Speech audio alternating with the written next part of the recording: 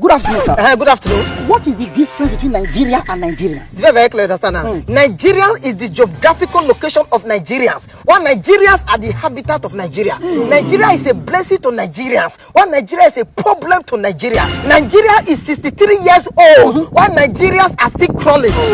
They have failed! Do you know that Nigeria is rich, but Nigerians are poor? Nigeria is blessed with oil, but Nigerians are suffering because of oil.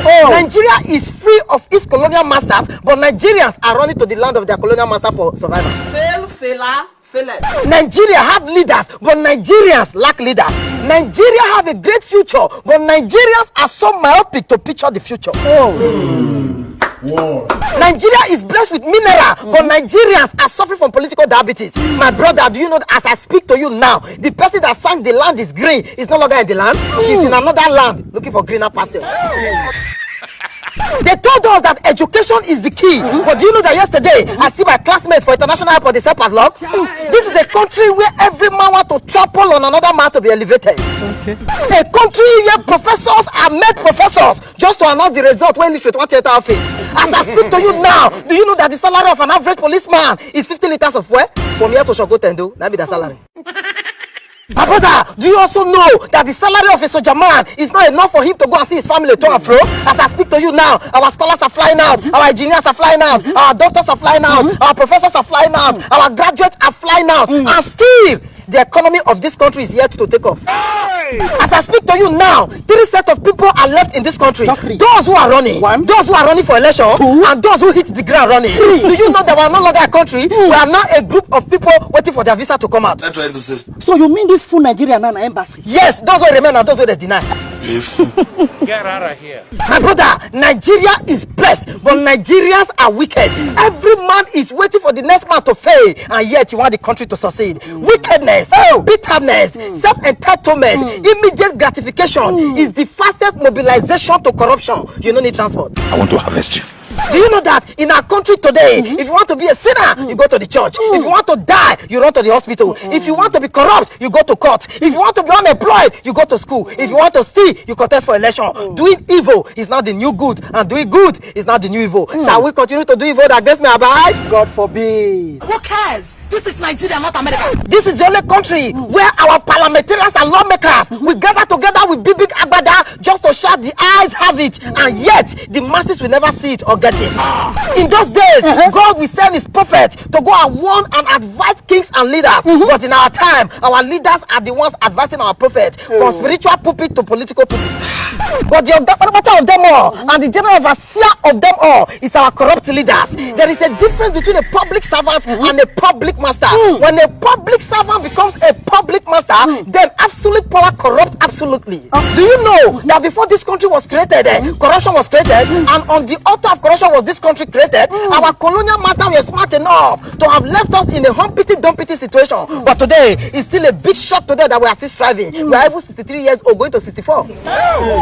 It was because of this colonial corruption that a great man called Herbert Macaulay led the first protest in this country, and over time, the gathering of this comrades was given a name called NYM, the Nigeria Youth Movement of 1934. And later, Herbert Macaulay and a few others formed the National Council of Nigeria and Cameroon, NCNC, having Herbert Macaulay as the president and Nnamdi Azikiwe as the secretary. Then the NYM now become AG, the Ashok group led by Awolowo, the famous cocoa farmer. And the struggles of this group led to the manifestation of the Richard Constitution of 1945 to 1954 that gave birth to Nigerians into 3 majorities: the Northern, the Western, and the Southern Protectorate. And so we had the NPC, the Northern People's Congress, led by Sir Ahmadu Bello for the North, and then we had the AG, the Ashok group, led by Awolowo for the West, and then we had the NCNC, the National Council for Nigeria and Cameroon, led by Nnamdi Azikiwe for the East. And this gave rise to the John McPherson Constitution that introduced the general election. And later, we had the Lignity Constitution of 1954 that led to St. decentralizing the government and making Nigeria a federal system of government. The first election was conducted in 1959. We had the NPC and the NCNC coalition automatically made AG, the Action Group, a major opposition party. Because of the coalition, they won. And this gave birth to Sir Tafawa Balewa as the Prime Minister, still under the tutelage of the Queen, and Nnamdi Azikiwe as the Governor General, because of the NPC and the NCNC coalition. You see, Wait, may I go wash my eyes? my brother, this did not end well, because the NPC later hijacked the government from the NCNC, which means there was crisis between the NPC and the NCNC as leaders of one government. And on the other hand, there was crisis in the AG, the Action Group, between Akintola and Awolowo. So the Prime Minister then, Tafawa Balewa, declared a 6-month state of emergency in the West, and later it got to the imprisonment of Awolowo and Enahoro and few others, which means there was crisis all over the country as planned by the colonial masters. You get it? So now, my brother, you can see that in this country, before Nigeria was bettered, corruption was bettered. All this and many more, they don't want you to know. And then they scrapped history from our curriculum so that you will not know the root of your problem. If you don't get it, forget about it. My brother, we were born and raised in corruption. What we need in this country is a political messiah. And then every messiah must have believers, which is the people. If you have this generation and you think you have seen corruption, that means you have not read or listened to the story of the flamboyant Okotie, bro.